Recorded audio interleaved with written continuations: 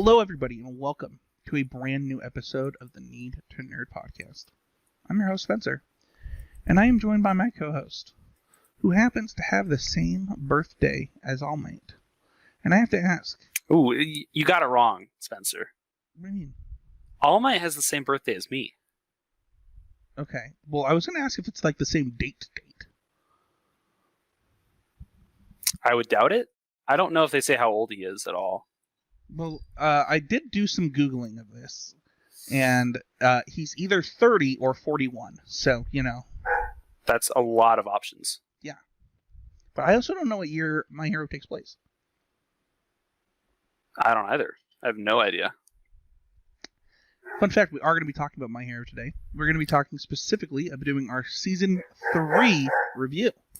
It's very exciting. My name is West, by the way. I ruined my own introduction, so I have to do it myself. Yeah, that's I'm what West. you get. I absolutely deserve it. There's no doubt about that. Yeah, absolutely deserve it. Wes Singleton is on the line with me, and we're going to be talking about My Hero Season 3. You know what? I'm just going to spoil a little sprinkling of a spoiler. One that I did not appreciate enough until this watch through. Yeah, I had kind of sunk to the bottom against the excitement of the other seasons. I don't know. I don't know what it was, but I'm excited to talk about it today. Before we do, don't forget to check out the Discord. We got things going on in there. We got people posting puppy pics. We got people posting the memes, West. De memes. The memes. We got people talking anime. We had somebody post their anime podcast in there just the other day. And yeah, it is. It was funny too, because I knew the second that I started posting in it again that it would slowly start picking up and ticking up just bit by bit. And already after 1 week, there's something posted in there at least every day. Yeah, come for your Spencer Howland parasocial activity. Stay for the memes. Yeah, stay for the puppy pics, man. Come on. You can also support this podcast by heading over to the place where you're listening, smashing that like button, leaving a review wherever you're listening. It is really helpful for the show. And if you want to support us directly, head on over to patreon.com/HeezyGameMedia. Anything is greatly appreciated. And just $1, in all honesty, is more than we will ever make per listener on a sponsor. So anything helps. It really, really does. And it would mean the world. All right. My Hero Season 3. We just got done with the training arc. I don't know if that's what I would call it, but we had just finished with our heroes taking their tests, and they're headed to summer, if I'm not mistaken. They're doing summer school. Yeah. So I think requires an understanding of Japan's school year that's not quite the same as the United States school year plan, but they're mostly in school for a lot of the summer in Japan, and so they get a quick summer break and then they're back at it. Are they kind of closer to how year-round school is in Utah? It's a lot closer to year-round school. Okay, cool. So if I'm wrong, yell at me in the comments all you want, people. So lots of 2 weeks on, 1 week off type of stuff. Cool. Yeah. But yeah, we see them at summer camp, and stuff ensues. But if I were to just kind of hype up this season of My Hero Academia, it would be payoffs. There's some real payoffs for things that happen in seasons 1 and 2. Mm-hmm. And there are relationship payoffs. There are character building payoffs. You're paid off quite a bit in this season. I'm gonna go right into our next segment, which was our first thoughts watching this. I don't know if you remember your first time watching it, West, but I binged the first 2 seasons of My Hero, and was kind of slowly watching season 3 as it came out, and it's when I started watching it 3 times. So the season 3 was when I watched it when the sub came out, watched it when the dub came out, and then watched the dub with my wife. That's how much, that's when that started for me. Yeah. And honestly, I don't remember really loving this season like I loved seasons 1 and 2 of My Hero. I thought it was really good. I really enjoyed it. But my first reaction was, slow and steady wins the race kind of thing. Like it felt like a continuation of something I already loved. It didn't feel that different. Like I said, there's lots of those payoffs that we were getting, and it didn't really stand out to me as a season my first watch through. What about you?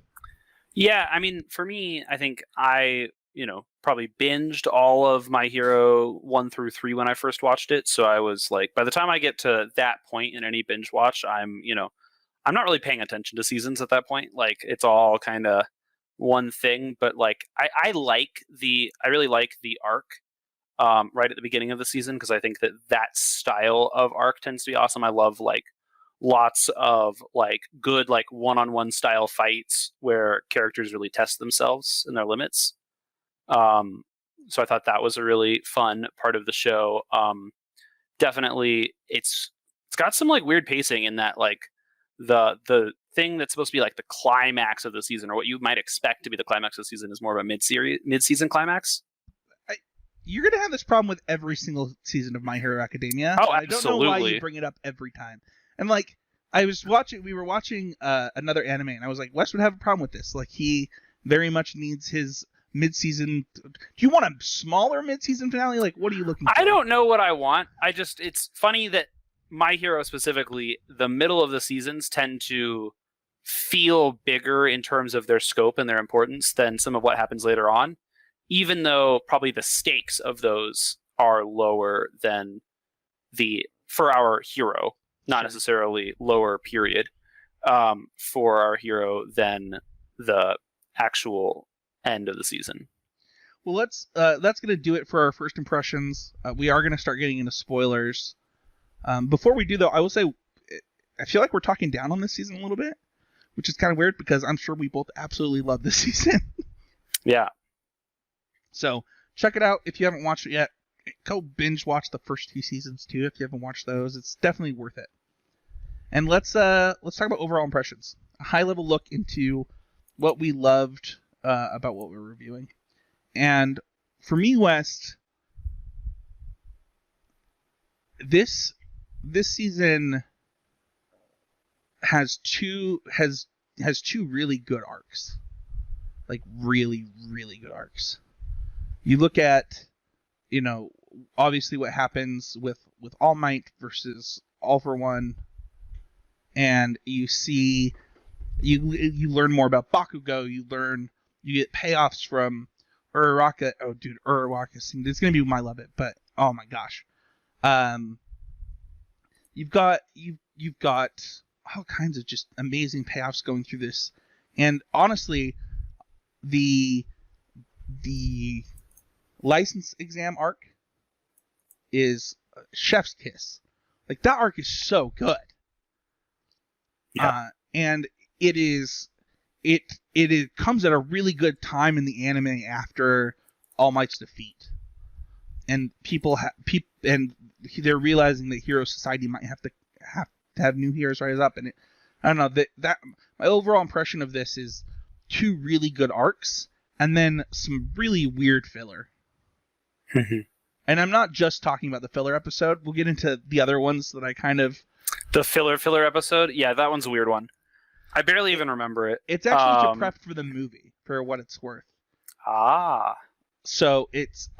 It's not... So it's really shoehorned in there. Yeah, it takes place at a different time in the anime than where you're at in the anime, and it's to prepare for the movie 2 Heroes.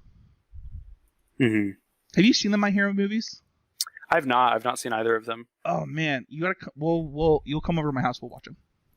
Okay, sounds sweet. But yeah, that's my high level overall impression. What about you? I think that this season like really tests the like. I think that season 1 puts us in the situation where like, okay, you are getting trained now. You actually have to live your training a little bit, right? Or we didn't even really get to train you, and now you're thrown in the deep end. Season 2 is actually we're like training pretty hard, and right at the end we have some deep end stuff. Season 3 is like let's just keep kicking them right off the cliff and just seeing what happens, right? It's your I don't know if you got this far in Naruto moment, but it's the Jiraiya throws Naruto down an enormous chasm to see if he can actually do the ability season. And like they have to make some like really tough calls this season. I think that's what I really like about the first half of the season is a lot of like, okay, we know enough to know how far we have to come. We know that we have this, huge appetite for thinking that we can succeed and that we're heroes, but we have to be realistic in our chances. And we have to kind of learn how to like struggle is a huge part of the first half of season 3. The rest of it is payoff for the characters, right? Like they've put in the work. Can they actually make their dreams come true after that fact? Which I think is really exciting. I think so too. Let's talk about favorite characters. I think that I'd be lying if I didn't say that Uraraka is just... She might just be my favorite character that's not Deku in the anime. Because Deku is... But I also try not to say Deku, because I could just say Deku every... Izuku is... I think we're going to get into this during one of your Levits about how great he is, but I think that you have a really special moment with Uraraka, I think, in this season that we'll talk to when we get into favorite moments. But in all honesty, I think Deku actually is my favorite character this season, hands down. And it is simply because of his willingness, his empathy for other people. I admire that a lot about him. And it's funny because people will say how empathetic I am as a person, but I like strive to be like Deku. Like to actually care about people that way and to be interested in people that way. He really actualizes this season in a way that he hadn't before. What do you mean? Like he becomes like, he has been granted power, and before it was like too much for him, right? Like he's starting to actually use it in a way that he can be sustainable with it. Yeah. Like really lock it in. But also like he is put in so many tough situations, and again, he actually just shows awesome judgment. Just incredibly good judgment throughout like all of the crises in the first half of the season. And in his pursuit of actually staying on track now that he's seen how close he's come to disaster with his good judgment calls for the situation he was in.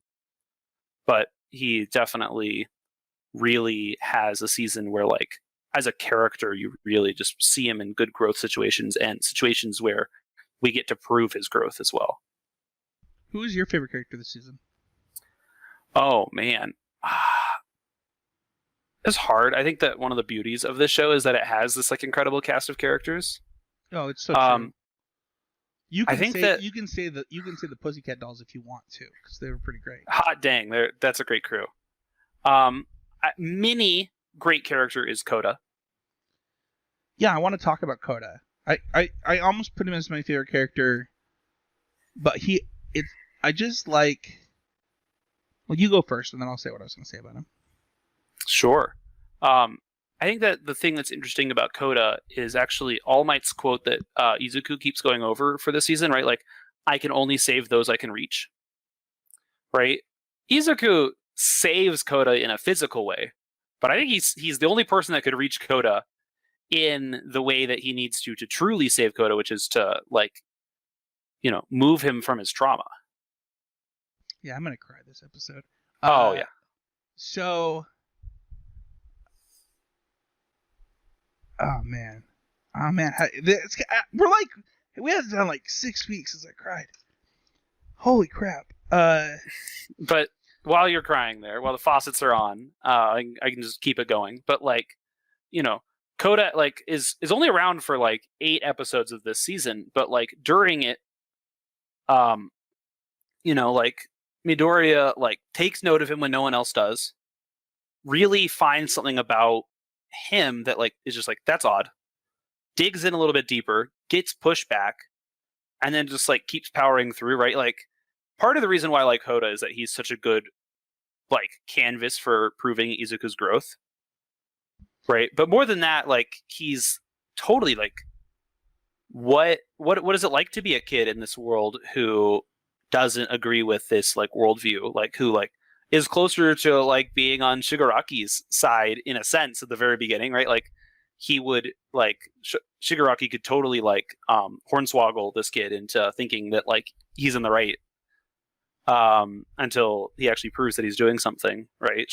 Koda's mindset is one that like could have been corrupted, whereas like Bakugo's is one that couldn't have.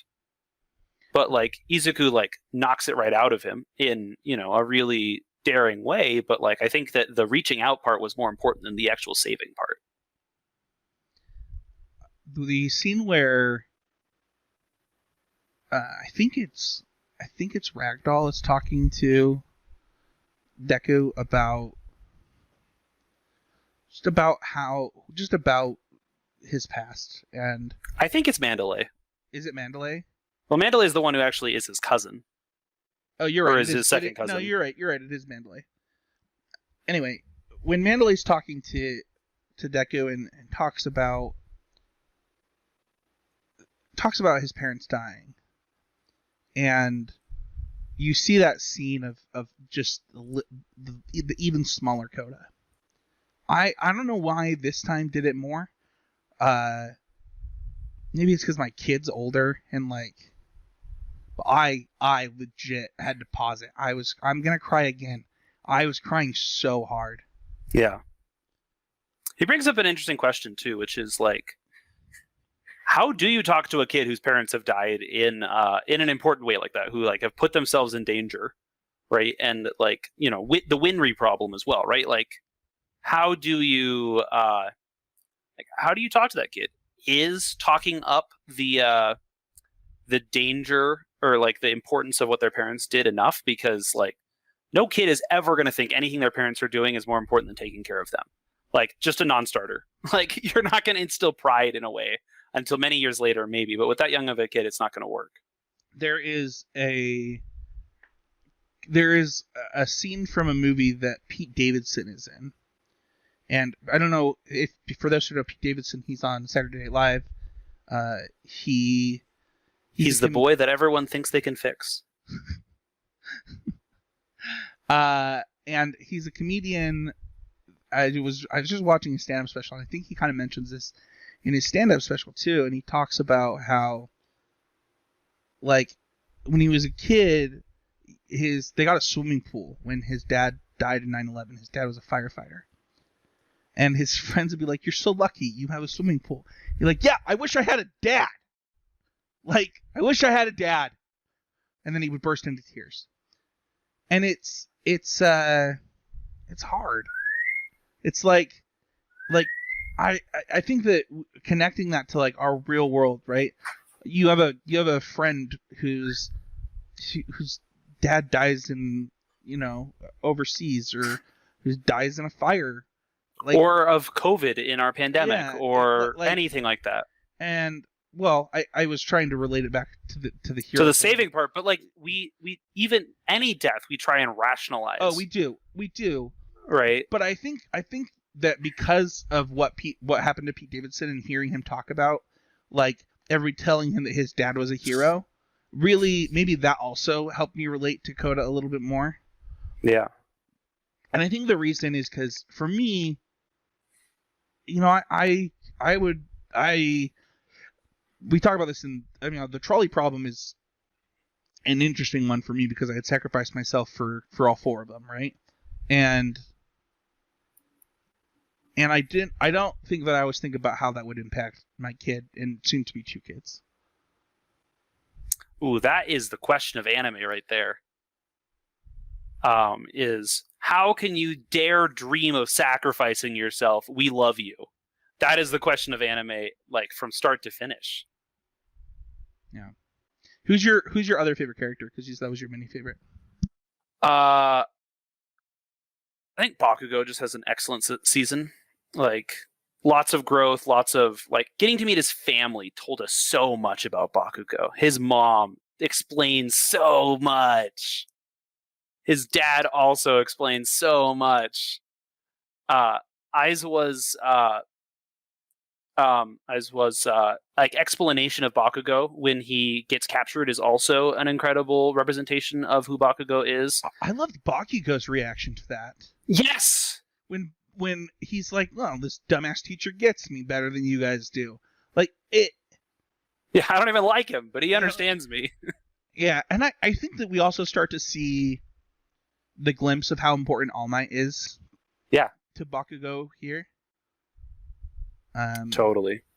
I also liked. I don't know if you noticed this in your. I don't know how much of it you watched. We both were kind of watching it a little bit the last couple of days, but there's a moment where it's right after they rescue Bakugo, and they even mention that they rescue him, and it takes him a second to snap back. He's usually pretty quick with like his comebacks or his thoughts. But they talk about how it's a rescue, and it's like a good solid 1 to 2 seconds before he says, "That wasn't a rescue. You were just my best escape route." Like, it takes him a second, and I think that, spoilers for the future seasons, but I definitely did not realize that Bakugo was traumatized they definitely drop hints during the season. Yeah, I think that Bakugo is the sort that would never let on. Right? So it takes a while, right? If you're willing to immediately start processing your trauma, like lay it all out there, you're going to get that help for it so much faster. And people are going to help you work through it so much faster. But, Bakugo is going to turtle with it, as often is the case with a lot of these characters that are strong and forward facing in their view of the future, right? They're all so willing to put it all behind them and keep moving forward without any real understanding of how it affects them. Deku actually is not traumatized, but like has to adapt to the trauma that's happened to his body in this season, which I think is really key. And growing past these like teenage incidents of fighting. We mentioned how Deku's my favorite character, and we didn't even mention how sweet Shoot Style is. Shoot Style is awesome. Kick Things is great. Well, it's the moment of clarity for Deku is another one. Also, I love how jealous Uraraka gets of Hatsume. Like, I love it. I know that there's like some anime tropes that could be left behind in all of it, but also you really get to see. I don't know. I remember being. I think these kids are 15. What or would it be 16 like at this time? At this time in the show, right? Like they're around that 15, 16 age, and having a crush on somebody was both exhilarating and devastating and embarrassing all at once, all at the same time, all the time, like as a 15, 16-year-old. Especially, what would it be like for anime to have like two major characters just like be dating for a while in the show? Like there's a little bit of plot in the romance, there's a little bit of plot in the breakup, but like for just a period of the time they're dating and it all is cool. Like, what would that take? Like, that is a thing that happens in like American sitcoms. That is a thing that happens in. I don't think we're gonna get that in My Hero. Oh no. Like. The Avatar did this well, actually. I think, which was really cool. It happens occasionally. Were they ever was anybody dating for that long in Avatar? Sokka and Suki had like times where like sure, okay. They were just casually together. There was nothing big deal about it. Yeah. But yeah, I think that relationship gets super cute in this season, and Deku grows in lots of ways. Shoot Style, his moment of clarity when he's like, and All Might telling him. All Might switching into teacher mode was another great moment, but he hadn't been there before that. What do you mean? Like, All Might was not actually a teacher. Oh no, not at all. Before this point, like he was in the role of a teacher. He was trying his best to be a mentor, but that was not his attitude. No. His attitude is like, keep this kid alive. Like, let's talk about favorite storylines. Yeah. Usually we were doing like favorite arcs for anime. But there's only 2 arcs. So do you want to say which one is your favorite of the 2? Oh, I mean, I've watched the first half of it more completely and more recently than the other half of the season. But within all of it, I think that instead of a like storyline, the question of how far will we go to save a friend that the whole class has to ask and grapple with is, I think, a really fascinating bit, right? Like, and it's ones that, like, your least favorite character of the whole show, Tsuchan, like, has her own sort of issues with. Kirishima has like a For what huge it's part worth, in what's going the on. way she goes off in this is Yep. one of the reasons she's my I least know. favorite. And part of the reasons that you're sus of her. Yeah. I don't know if we've talked about that on this show, have we? We did. I think we talked about it in season 1. Did we? Yes. Okay. I am sus of her, but here's the thing about that whole sequence. There's a lot of confusion on people's motives. Like, obviously the big characters all went, right? Yeah. Kirishima, or not Kirishima. Todoroki, Deku, Lita. What is his name? No, I can't remember. Kirishima. It is Kirishima? Mhm. Yeah. Kirishima goes, the important ones. His presence there is awesome. I love how he ends up being the linchpin of the whole thing, and not in like a strong sense, not in like a fighting sense, but in... Oh, keep going. But like in you're the person who can get through with him. You're the person he sees as an equal, and not as a rival, and not as a lesser being.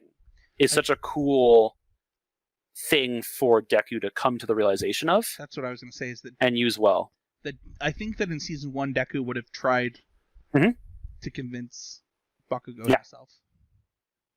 Yeah, I agree. Got to show that growth. Yeah, for me, it's the second arc by like a lot. Mm-hmm. I absolutely love that arc. I love the gangbusters, the dodgeball game. I love the rescue mission. The whole thing, the way that the other school looks, the way the other schools look at UA because of the media coverage and how they feel about that. Like, the whole thing is fascinating. The way that it ends. I still have no idea how Mineta possibly made it through that first challenge, but he constantly seems to make narrative convenience. Spencer like, just did so not much, want to put him in a room full of kids. That's the real answer. So much plot armor does that kid have for some reason. Yeah, totally. I will say that at this stage in the show, right, like, my complaints about Mineta are managed, right? Like, they just don't even let him try. Oh, I was actually going to mention that part of the early part of the season where they just shut him down. Yeah. I think it's kind of awesome. They just like know that he's a problem and will take every step they need to. But at that stage, like, it's in the narrative, right? Like, why? That's fair. Why spend time on it? But whatever. Is there a different storyline that's outside of the arc that you found particularly interesting? Jealousy as it is caused by the whole hero system. The moment we start ranking heroes, there's jealousy there. The moment we start having a top-ranked hero school, jealousy is there. The moment there are stratifications within the hero school, jealousy is there. And the moment one class begins to outperform the other in a significant way, jealousy is there. There's a lot of dealing with jealousy and proving that people have a place to be where they're at throughout every bit of school interaction in My Hero Academia. That's fair. I don't know. I thought he was just a jerk. I did not consider that he was. Which character are you thinking in specific? That character from the other school? No. I was talking about class 1B jerk off. Oh, Tetsuku? Is that his name? Tetsuku? Yeah, weird name. I think of that person more as, totally as just a jerk. But he's the loudmouth who says what everyone is thinking. That's is part of his role. I think for me, my favorite storyline in this was probably All Might looking to Deku for inspiration during the fight. I think that when push came to shove, And I mean, it happens in season 1 too, where he sees Deku going to save Bakugo, and that's the thing that pushes him over.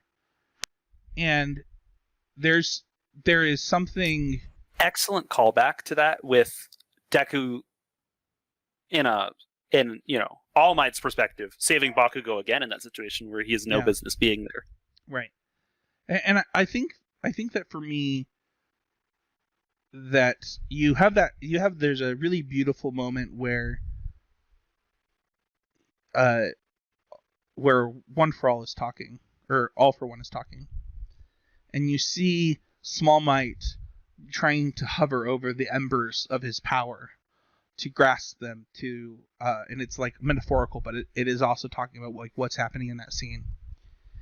And I don't know, it's the end of an era that you get to witness, that everybody got to witness, and then you have him buffing his arm right as he throws it up, like that whole thing where he only did it because of the inspiration of Deku and the people that he was trying to save. That, and then also lost, but also in the process lost his ability forever.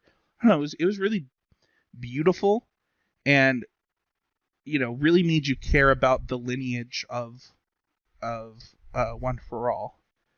I don't know that I cared that much in watching season 2 about All Might as a kid or a teenager getting this power from his predecessor.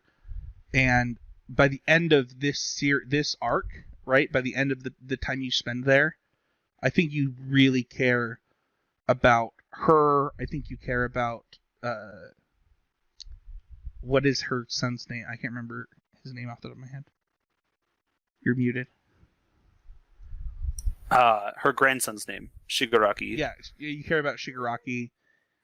There's a lot that kind of happens all in this little arc behind the fact that All Might is losing this power, and you're going to the next chapter of All for One and One for All. Yeah, absolutely. Totally. Storylines of this show are always excellent, and what's nice is it's kind of all, our character is right in the middle of it, right? Deku is at the center of every storyline, but it's all coming through him and crisscrossing around him the whole time. And so everything is moving forward. Everyone is moving forward the whole time. And we get it through the lens of a character who is moving forward in the most impressive way. Let's go on to Could Be Better. I'm going to go first, and you're going to love my Could Be Better. What in the world was that season finale? Like, what in the world? Just start the next season with that episode.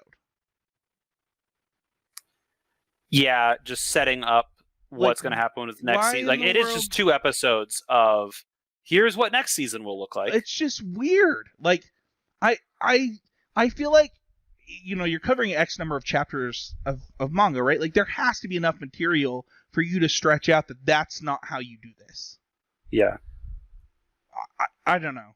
Especially considering you just added an entire episode to the season that wasn't in the manga. It's amazing how many words the My Hero Academia fandom gives to the last 2 episodes. It's actually incredible. What do you mean? Like, it's like a 10,000 word essay on plot summary of those 2 episodes. They're good episodes. That's not my complaint. That episode, like that fight at the end with Miro and all of the, like, he just dumpsters them. Like, completely dumpster. It's great. It's a great episode. Meeting the big 3 is awesome. It's all awesome. Yeah. It's just like, why is this the season finale? Yeah, it's true. Absolutely, that is an excellent Could Be Better. I knew you'd like that one. I do love good narrative pacing. That said, a lot of seasons of television shows do often end in a place where the action is going a little bit at the beginning of a season because you need to hook them for the next one. Right? Cliffhanger it a little bit. But there's no cliffhanger. It's just all rising action. That's the thing is, I mean, even if I don't care if they want a cliffhanger, like they can end the season. It's funny, that mall scene, I think it's season 2, right? Where they end on the mall scene. Yeah. Like, that's a great season finale.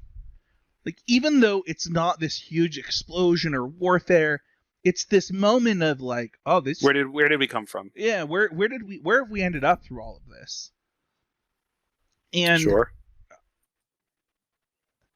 I don't know. I wish it had like ended on like a one for all or an all for one like monologue or something. I don't know. Just something of, even if that was just the ending. Okay, here's my could be better. One for All does not pass the believable villain test. Interesting. I don't get it. What don't you get? Why so much power, so much resentment, and so little backstory? I think why. I think you're supposed to fill in the backstory each season with the brothers. A little bit for sure, but also, I think that I also think he's not the main villain, right? It's true that he's not a villain. He is a villain that has meaning in the anime of All Might, right? He's not necessarily a villain that has meaning in the anime of Midoriya. That said, as someone who spent a lot of hours on the show talking about really cool villains and really bad villains, I don't love. Actually, in general, this show does not do villains as well as I think it could. It's funny because I actually think I think that it does certain, like, oh man, I want to get into spoilers so bad right now, but we can't do it because we're. No. Are you talking about season 4? Because no, I'm talking about past where the anime I is need to at. watch season 5 still, so you really can't talk with me. Yeah, I think that the show. Here's the thing that I think the show has. It does a good job of certain parts of villains, right? I know the caricature of all of the villains. Yes. And then they're cool on the outline. Absolutely. And the thing is like, I think that's why that season 2 finale was so good, right? Is because you look at this villain who's just walking around a mall and he's trying to collect himself, like, because he is even confused. And so while we're watching Midoriya's rise and understanding who he is, we're also watching this person who's being manipulated by all kinds of people also have to come to terms with like who he is and what he believes. And they're two separate stories, which is why they cut to both of them. Yeah. And I think that if you're looking for just a villain that like has roots that you understand, I mean, you get them in microdoses, right? You get. Well, they tend to be the rivals. The rival characters are the villains that they're the source of conflict that have believable rationales and believable backstories. And dude, you have to watch season 5 so we can talk. Oh man, my hair is so good right now. I believe it. I'm so excited to get there. It's comes out in 2 days. Yeah, but I think that in general, like, we present so many villains. Yeah. And I don't get to learn enough about them. I don't get to know why they are the right matchup for who they end up fighting. We focus so much on how cool heroes are and what it means to aim to be a hero and save people. But the reason that there's still all of these villains out there trying to fight against hero society is kind of flat, because most of their reason is, I hate hero society. Can I ask a question? Do you feel like in those final 2 episodes, where they season 2? Of this season, because isn't that when it's been a long time, but yeah. Oh, okay. You haven't caught up. You didn't watch them again. No. But you meet Overhaul at the end of this season. Yeah. And you kind of get to set up this big villain. Yeah. And I'm curious if when we get to if you're gonna have this same complaint about Overhaul. I don't have the same complaint, but a huge portion of it is why I care about Overhaul and stopping him, not just the believability of Overhaul. I think that the fact that you want to know more about All for One is a good thing. Sure, like, plenty mysterious. I don't even know if it's that. I don't clearly understand his motivations. I don't clearly understand, like, I guess my general complaint is why so many people so mad about Hero Society when the best point they can give is that heroes make money. That's their best point. Interesting. Like, and again, maybe I'm holding everyone to the high bar of be a 10 out of 10 villain like Zahir. But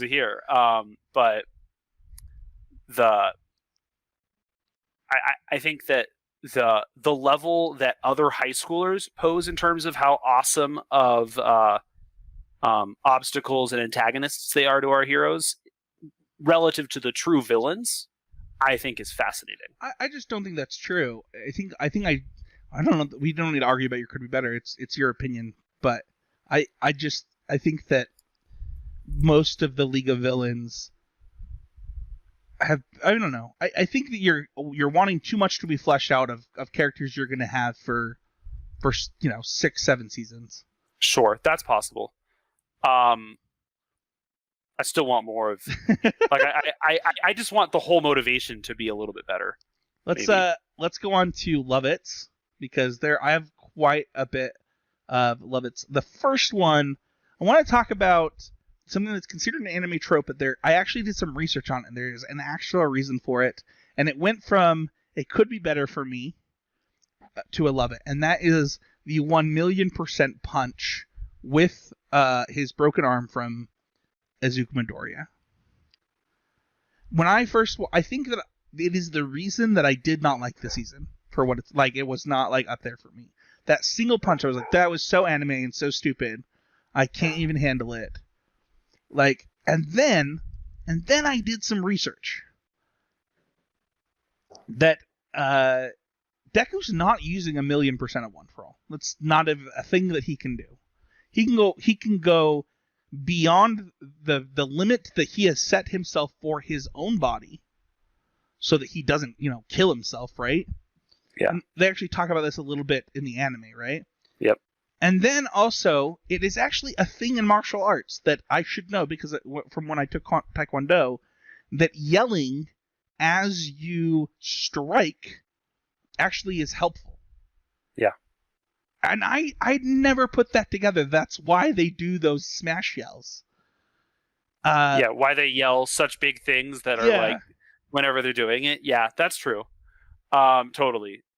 And you could just say instead, but giving it a name is sweet for television. It turned it into something sweet, and that 1,000,000% smash went from this thing that I was like, this is so stupid, to okay, Deku is acknowledging that he is passing the limit that he has set for himself in his body, while also, doing this.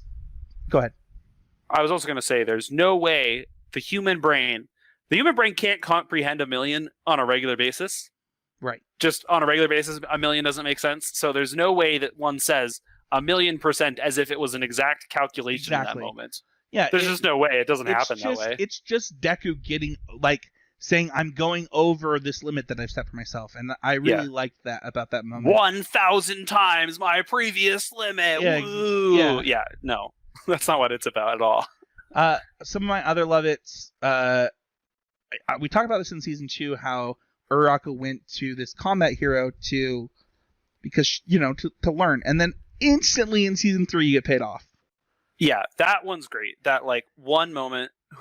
I actually, compelling villain. That girl is just creepy enough for me. She's so good, but also her motivation comes off as flat too. But she's just so creepy. I don't care very much. I think that I think she's got some issues that need to be worked out. Oh, really? She's got issues. That's why she's a villain at her age? Totally. 100%. Not to stigmatize mental illness and say that's why you commit bad things, but hold on. I am a mental health advocate all the way, as anyone who knows anything about me knows. So for Rocker, I agree. Yeah. she's a bit much. But she's really good in season 4. She is. That's a cool fight. Anyway, I really loved just that payoff moment for Uraraka. I think that there's a moment, I don't know if you caught it this watch through, But there's a moment where All Might is trying to save Bakugo, and and I'm gonna cry again. This is weird. And All for One grabs him and says, "Can't let you do that, not because I am here." And he uses his own line as he throws him, and it is like devastating to hear it. Do love any time a line gets turned back on the person who says it. That's just good writing. It is like the sickest jab, and I'm like, I don't know. All of a sudden, I was like, oh man, it's a friggin' dagger. Like, as daggers are going into All Might. But I really love that line, especially he like does it with the same inflection in his voice as All Might too, for like the extra dagger. That's when your arc villain just knows you too well. Right? When the Joker's making fun of Batman. When it's how it felt. Honestly, it like if it really. You talked about how he is a villain for the All Might anime, and I really want to watch that. Like, I really want to, because these two clearly know each other. Yeah. And then let's see. I think I had one more. Maybe I didn't.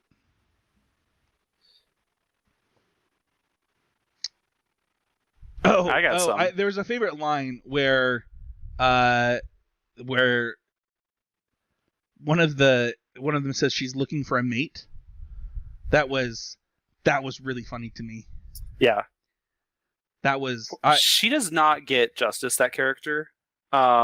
She gets she's the butt of a bunch of jokes for 3 episodes of the season, and then she gets taken out the moment the fighting starts. It's rough.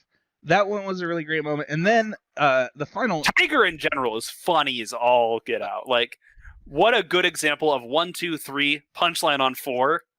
Yeah, Tiger. That group is really good. Like, they bring a lot of. They bring a lot of, I don't know, energy. It's not just energy. They bring the right energy to what they're trying to do. Like, there's the moment where you know, they say how long it took them to get across the forest, right? And they're like, you don't have to rub it in how much worse we are than you. I don't know. The whole thing is funny. And then my last love it for this season. Well, I don't think that either of them are the best for the entire series. Both intros for this season are total bops. Yeah. Like, I Live My Ideals is such a good intro line. They're both so good. Yeah, and you haven't even gotten to the second one again yet. So no. Also, I've been on an anime opening kick as well. So dude, me too. Was it Pros D's tweet about everyone post your favorite anime opening, and then I just scrolled for an hour and a half? That was what happened to me. I posted my top anime openings and then took suggestions from people. Yeah. But also, I think I've changed mine since I tweeted that, since I posted and tweeted that. So if you're looking for in my opinion, the best anime opening of all time, it is season 1 of Fire Force. And we are fighting dreamers. What? This is a later Naruto opening. It's not a good one, but it's a really headwormy one, a really brainworm one. Dude, you gotta. Have you watched Fire Force? No. Oh, dude, you gotta listen to the OP. It will make you watch it just from the OP. Okay. But yeah, I think that both the openings are complete bops, and they're two of my top 3. So, what about you? What are your lovets this season? Oh, love the room contest. I think that's really funny. I think that give people baked goods and they'll think that you're cooler than everyone else is a 1000% accurate, and a funny way to avoid taking a stand on anything after showing off everyone's personality in that kind of lighthearted way right after a really heavy suite of episodes. I really like Bakugo blowing up the stove when he's trying to light it after Todoroki does. Oh, you know what you just reminded me of is learning about specific powers too. I should mention this during my levels, but during that sequence right before that, you learn a lot about a bunch of the people's powers that you had inklings of what they could do, but you learn a lot about powers in this season. It's true that like Sato's powers were not really available to us to like really understand well. Like most of the rest of the 20 were kind of faded to the back. But I think it's great. I definitely Uraraka's stopping a knife attacker bit is excellent. And is like so cool in that most of the time good fighting style is like over the top and not taught like, in anime. Whereas in this case it's like, here's just real world fighting. Here's how this can help you. And it matters is awesome. I love it. Gang Orca is just cool. Yeah, it was Gang Orca is cool. It was interesting to see him have kind of like two parts to this season. You see that Gang Orca is important during those couple episodes that he's in the first arc, and then you get to see Gang Orca in the second arc. That was kind of cool.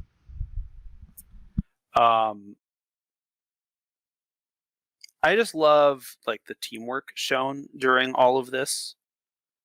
Time and time again, we're recombining and exploring novel orientations of these characters, right? Like so many 2s and 3s in situations that were not the ones we've seen before, where we just have to now explore, okay, how does this crew interact? What are their strengths and weaknesses together? What sort of plan can they come up with? Those are always really fun.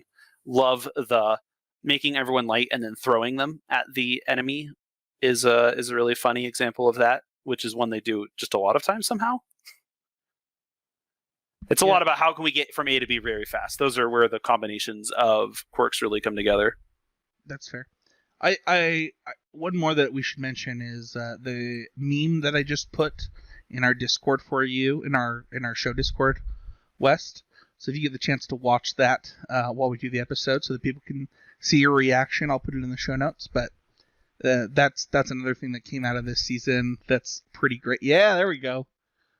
That scene period is so good. That moment is so good, and that is a great enhancement of it.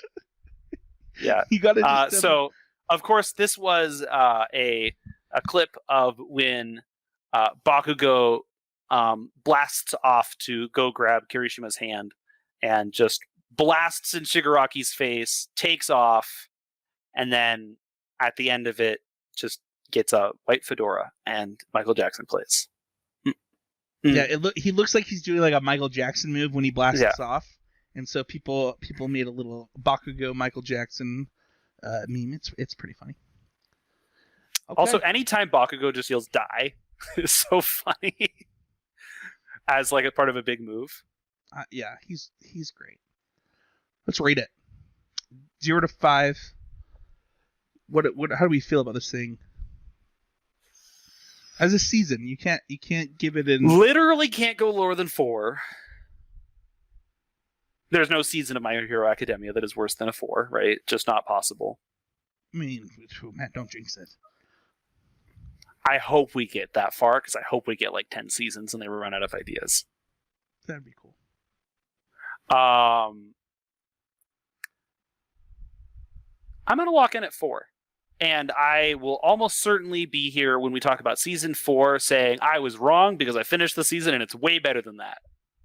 Finished rewatching the season and it's way better than that. Oh, sure. Yeah.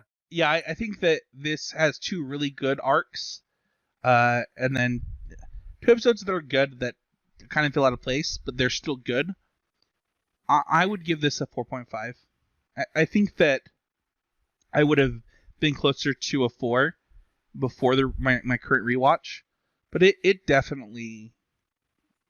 I mean, I just cried on this episode, right? So anything that makes me cry at least gets a. We can give 4.5s out like they're candy. There's only 3 ratings on this show. There's 3.5, 4.5, and 5. Have I not? I've given a 3, haven't I? We have, but I'm saying in terms of our core ratings, there's we liked it enough to watch it, and we thought it could be better in a lot of ways. We really liked it, but it's less than perfect, and it's the actual perfection ideal of what we love. Yeah, I think that this maybe it's just because I had just watched season 2 not that long ago. Apparently I watched season 2 a lot, by the way. I for it not being my favorite season, I've seen season 2 like a lot. That makes sense though, because you rewatched it in anticipation of season 3 after you watched it the first time. That's you true. rewatched it when you went all the way back through after season 3 in anticipation of season 4. Yes. And then when you rewatched it all, but while you were bored waiting for season 5 to come out. And I rewatched it for the episode. Sure, that makes a lot of sense. Yeah, that's a lot of times. It's like why we've all read the 3rd Harry Potter book the most or whatever. Oh, no, it's definitely the 6th Harry Potter book for me at this point. Sure, but it's whatever the one before you started your rereadings is the one you've read the most times. Yeah. Because you read them all sequentially, and then when you started doing rereads... definitely the least is Chamber of Secrets, by the way. Oh, yeah, skippable book, actually. It's not even untrue. It's not even important to the story. Anyway, besides Harry Potter stuff, that's going to wrap us up. You know what? Something that we haven't done that we should have. Maybe we did it for one of them, but as we do these season by season reviews, at the end of it, we'll rate the entire show for people. And I don't know when that will happen for My Hero, but I'll put a post somewhere where we'll hint everyone. It's actually not competitive, not even close. So just what we're gonna say. But you can find me at Specific H. You can find West at East_Singleton. Monotone. MONOTONNE. Thank you, sir. Thank you. Don't forget to like it, subscribe, review. It really helps the show out. Thank you, everybody, so much for listening. If there's one thing that I could say is it's still May. It's still Mental Health Awareness Month. I'm just going to say that I had a real bad struggle this week. That's why we were delayed. And take time for yourself. Make sure that you're in a good place. That we're at the end of a pandemic, and I think that sometimes it's easy to get overwhelmed. Things are hard right now. And go ahead. Also, while it was very easy for all of us to convince ourselves that yes, we too would have social lives if it weren't for the pandemic, as you start seeing your people that are just that's the way their life works, and you're like, wow, they're doing all these cool things. Don't compare yourself. You do like staying in, and you do have people you're going to get back to. You can wait a little longer, but don't compare yourself to the people that you're seeing start to act as if everything is okay now, who probably weren't doing it right the whole time anyways. Yeah, I would just say, evaluate what's best for you, for your family, for your loved ones, and move forward, in the way that's right for you, and in the way that keeps everybody the safest that we can. So, that's it, West. Thank you so much for being my co-hosts. I really enjoy talking about My Hero. And we'll be back next week. I don't think we know. Are we doing Pokemon Snap next week? We kind of have to at this point, otherwise we're losing that bus. I need to sit down and grind that game out really hard this weekend, and I finally have time. I think we're doing Pokemon Snap next week, everybody. So stay tuned for that, and we'll see you guys all next week, where I get to complain about the rating system in Pokemon Snap.